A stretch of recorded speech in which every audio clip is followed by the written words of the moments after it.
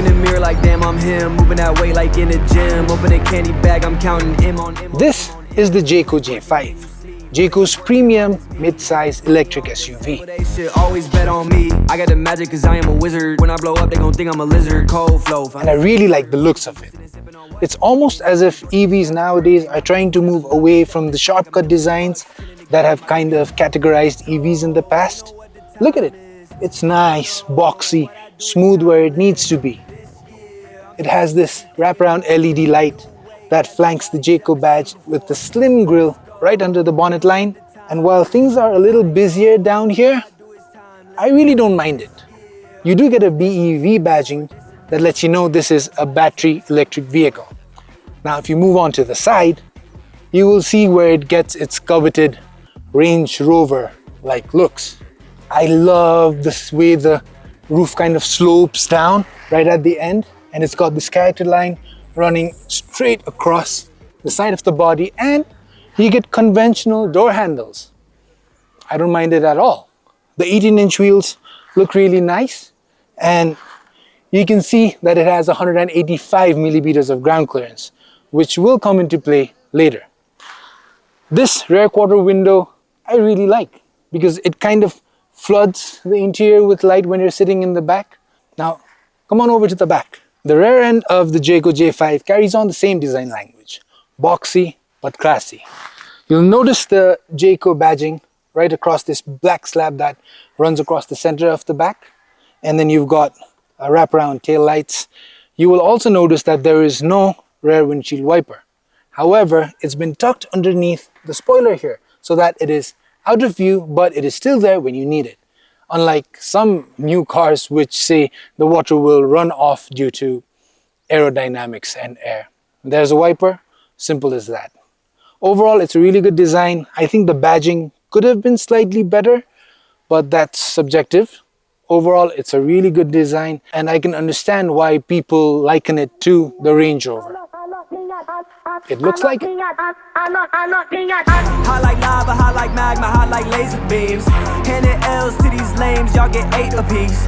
I've been putting out that product. Welcome to the cabin of the Jaecoo J5. You've got really soft touch materials pretty much everywhere. The only scratchy bits are in the steering column, on the door bins maybe, but I'm just reaching now. I think the materials used are really nice. Although they've used these blue stitchings on the steering wheel and throughout the rest of the cabin, I'm not really sure if I like the color scheme. I would have preferred something less prominent, but once again, that is subjective. What I do like is this screen.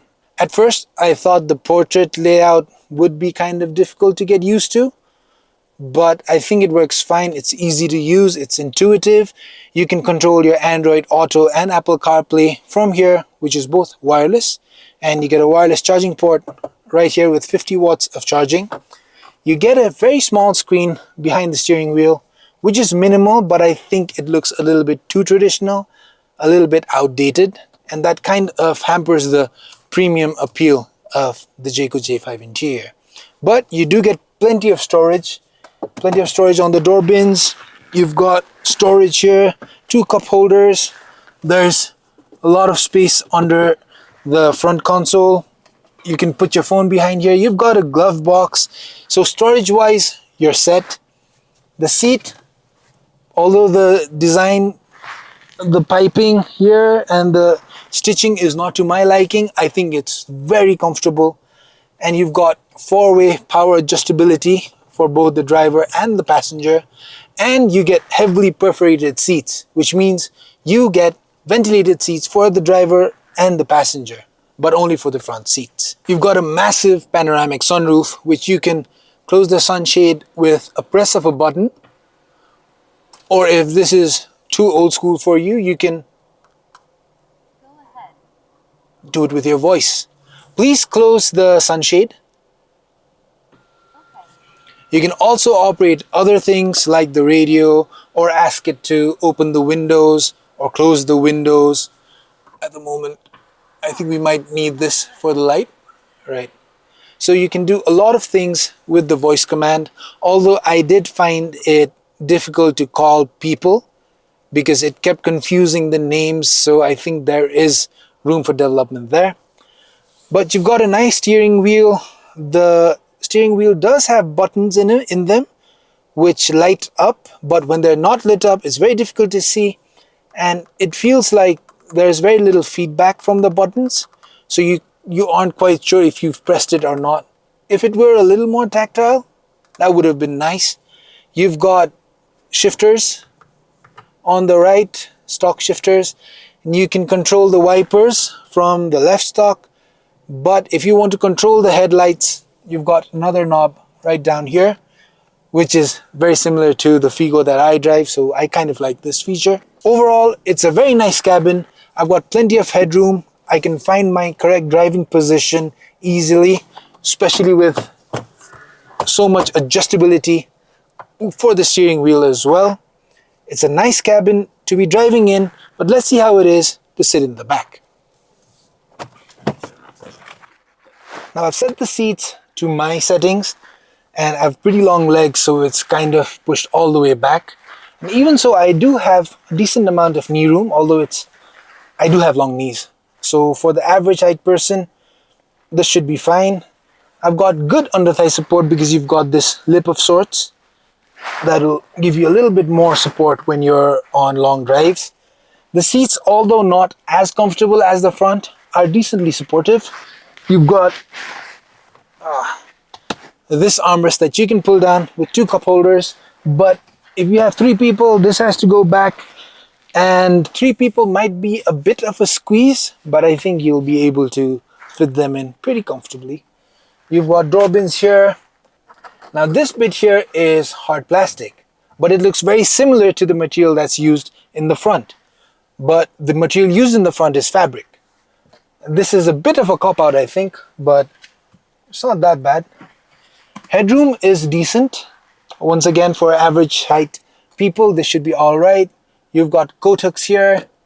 You've got a hand grab that closes softly. You get a singular air vent, but there is a USB-A charging port, but you don't get USB-Cs. That's all right, I guess. You've got map pockets. There's no transmission tunnel, so you can move from one side to the other with ease. Overall, it's a practical cabin. You can fit 2 people very comfortably, 3 people less so, but it is practical. And in terms of practicality, we can't miss out the boot space. The tailgate opens electronically, and you get 480 liters of boot space. But here's something cool. You get a full-size spare tire as well. Let me see if I can get it out.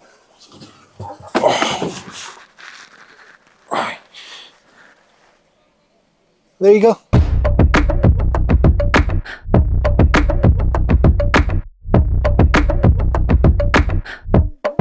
Now to start driving, all you have to do is make sure that the key is in the car. Speaking of which, if you're going to compare a car to a Range Rover, I think you need heftier keys with a little more substance to it. This is so light and flimsy, but I'm getting off the point here. So all you have to do is make sure the key is in the car. You don't have a start button. You depress the brake and you shift into drive. Oh, so in order to drive, you have to make sure that the seat belt is put on. Now I understand this is a safety measure, but this is absolutely infuriating because if you just want to move the car inside your parking lot or inside a parking lot of a mall, you have to keep wearing the seat belt, which is pretty cumbersome. But now that it's on, it's time to drive.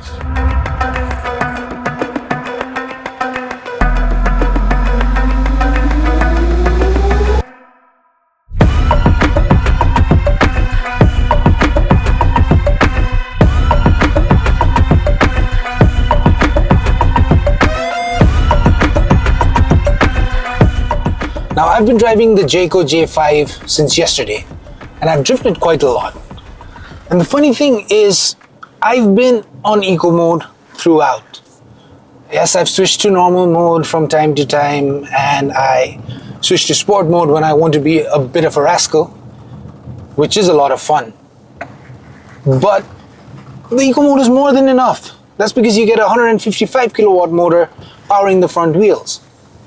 And it's very, very confident on smooth tarmac. Smooth tarmac being the key word here. Because the suspension is slightly on the stiffer side of things, which means it is not really a fan of going over potholes or bumps.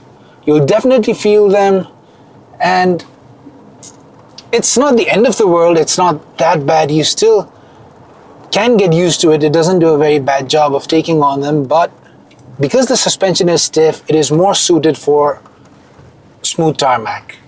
And to add to that, it's even more capable of taking on turns than most other cars in this segment of this size. It's almost as if it's enthusiastic to take on turns, such as these. And you can carry a good amount of speed when you're taking on these turns, because the suspension isn't very soft and you're not lurching from one side to the other. There is a bit of body roll, yes, but it is very well contained. And it makes these turns very enjoyable to drive on. And I'm really liking that. So if you can get over a little bit of a bumpy ride on tattered roads and maybe on off-road sections, on smooth tarmac, this is an absolute dream. Now when I do switch to sport mode, alright, I'm on normal mode now, and this is sport mode. You can instantly feel the change in power delivery. It's so eager to get going. Just touch the pedal and it's like, that also is kind of because of the stiff suspension. There's very little sag, so the moment you touch the accelerator, boom!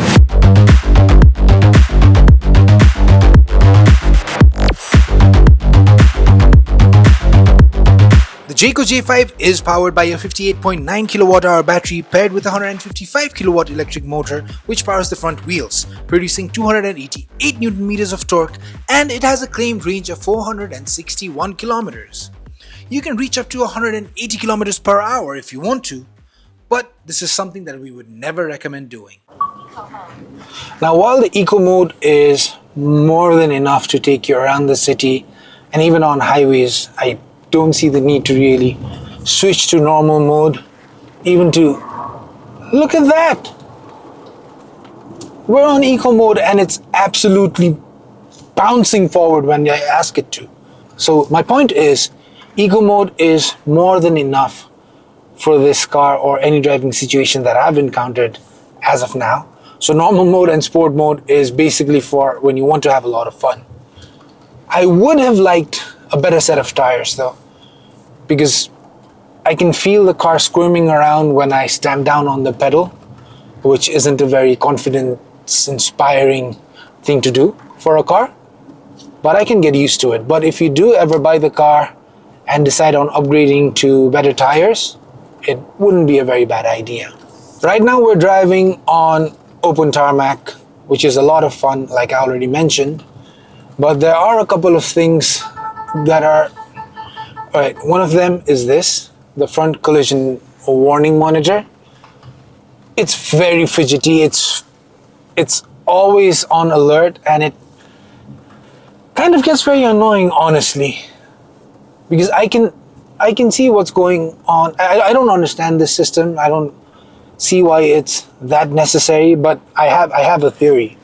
When I'm driving, I am looking in front of me, which means I'm concentrating on the road. But because in new cars nowadays there are so many screens, there is a chance that I might be distracted looking at one of the screens. So when the front collision warning is triggered and I see the FCW written on the screen, I look forward and see that I'm about to collide to something. But if I am looking in front of the road and I don't see any possible danger, but then the car starts beeping, and then I look at the screen to see the FCW blinking on the monitor, on the screen, I think that's counterproductive. it just kind of distracts me. But it is what it is. It's got a lot of safety features, which you can pause right now to read on the screen. But yeah, the constant alerts get kind of annoying. The Jaecoo comes with level 2 ADAS system, and along with several other functions, you do get intelligent cruise control, which I can activate with a press of a button. So now we're cruising at 35. Well, it is a good function to have, but in the roads of Nepal, it just makes me a bundle of anxiety, because this car follows a system. If you see road lines, it'll act properly. If there are people driving in front of you who drive in a normal manner, in a sane manner, that is when this functions properly. But you don't really have the luxury of sane driving people and well-marked lanes in Nepal. So whenever I have this function on, I'm a bundle of anxiety and I don't usually use it. Driving in the city or practically anywhere is very easy. You get good visibility, you can see the bonnet from this high driving position, which really helps you know the dimensions of the car. And I really like that. In terms of energy recovery, you get 3 levels, which you have to choose from the screen. I prefer to have it on low energy recovery intensity, because that's where you're not being jerked around a lot. Because when you set it on high and I let go of the brakes after accelerating for a bit, it's a bit intense. It's a bit aggressive for my liking. And for anyone who has or who suffers from motion sickness, it's not a great experience. It's no problem when you're driving, but if you're the passenger and you're being moved around a lot by the brake regeneration, it's not a good feeling. So if you are a beginner driver, you do get visuals when you turn on the indicators. So which can be useful for novice drivers who are not exactly sure of what's going on around them. But I don't personally use it a lot. It is just distracting. But once you reach a speed of 30 or over, it switches off and then you're on your own. But it can be useful when you're in tight situations. You can charge this battery from 0 to 100% in 9 hours with a 7.2 kilowatt AC charger. But if you do manage to get hold of a 130 kilowatt DC fast charger, you can go from 30 to 80% in just 28 minutes. Now the J5 is marketed as a high-end all-road vehicle, which means it should be capable of getting off smooth pitched roads and into something more challenging. Right now we're driving up the hill of Hattiban to get to Hattiban Resort, and anyone who's been here before will remember how bumpy the ride up there is because of the stone paved roads. So this would be the ideal place to see if the stiff suspension is unbearable or it gets the job done if you need it to. Let's try it out. Okay. Alright. As I see it, the suspension isn't the problem. It's the lack of a good set of tires. Because we have encountered a bit of wheel spin from time to time. If you don't have the right momentum, the traction control isn't doing that great of a job to mitigate the tire spin. And because it's pretty much red, hard clay on this hill, which means it loses a lot of traction and it struggles to climb up some parts of this hill. For now, it's not that bad. Yes, it is a little bit bumpy. Yeah. To be honest, it's not unbearable. We're going up the hill fine.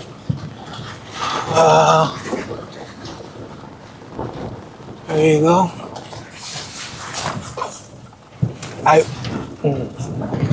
There you go. So sharp bumps, sharp stones, very unexpected undulations do kind of rattle the J5, but it's doing okay. There you go. It takes some time for you to understand how the J5 prefers to be driven on these uphills. And there is a bit of slipping going on, and I wouldn't want to stop in one of these sharp corners where I'm trying to, ooh, see? I'm losing traction for a bit, but then the computer in the car is doing its best to get it going again. And it's doing it successfully. I'm not sure if a Range Rover would have been as unsure of climbing these roads, but the J5 is getting the job done. If I'm being completely honest, it's not your relaxing, carefree drive when you're taking off-road hills like these. But I think that is mainly due to the tires that come fitted with the J5. It's great for tarmac, but for situations where you need a little more traction, a little more oomph, I think the tires kind of fall short. The Jaecoo J5 comes in at a price of 60.99 lakh. But after Naima and for the entirety of this festive season, the price has been slashed down to 56.99 lakh, which makes it more of a value proposition. Now remember, this is the second car to come from Jaecoo in Nepal. The first was the J6, which is somewhat of a quirkier design, much more off-road looking and much more capable of off-road duties. The Jaecoo J5 can do soft off-roading, but if you take it to slightly technical areas where there's a lot of slush and it's difficult to gain traction, then you might run into some trouble. But the 185 millimeters of ground clearance really helps. So if you're taking your family on a road trip, you don't have to worry about bad roads, or you can go to slightly offbeat locations where you can set up a picnic and have some fun. Now, apart from the off-road capabilities, the J5 is way more premium than the J6. And you can just tell by the looks of it and the way it feels, the way it drives, it is a step above. Which means, in a way, it is much better than the J6, but it now finds itself in a very crowded segment. There are a lot of other mid-sized SUVs which are premium. Look at the MG S5, the BYD Atto 3, the Creta, the Proton E-MAS 7. This segment is very crowded, which means buyers will be very critical when it comes to choosing the right option. But the J5 has a lot going for it. It's been pitted against the Range Rover, but that's mainly because of the looks, which I concur does look like the Range Rover from some angles. But the notion of being compared to a car which is considered slightly better than this car, I don't know if that's always a good idea. If you guys remember, there used to be an actress who was very similar looking to Aishwarya Rai. She was around for a bit, but she's not here anymore. So I don't know if that is entirely a good idea, but I do understand the appeal of it and why people would want to have the Jaecoo J5 purely based on looks. I like the J5. I like many aspects of the J5, and I'm sure many customers will like it too. So it's always a good idea to head on to the showrooms and give it a test drive before you commit to buying anything. That's it for now. Make sure you subscribe to our channel for more reviews and stay updated with our website. See you around.